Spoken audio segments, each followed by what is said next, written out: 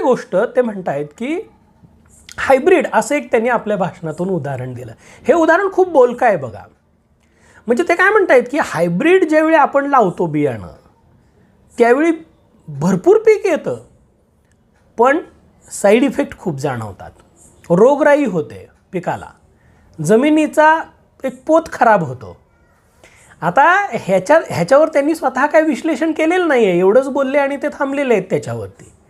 पण याच्यातून एक लक्षात घ्यायला हवं की भाजपमध्ये असं हायब्रिड बियाणं आज खूप मोठ्या प्रमाणावर वाढलं आहे. जे ओरिजिनल भाजपच्या विचारांचे लोक होते ते मात्र मागं राहिलेले दिसतात.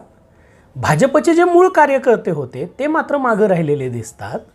आणि चमकोगिरी करणारे, पुढं करणारे थोडक्यात लोक पुढं आलेले दिसतात.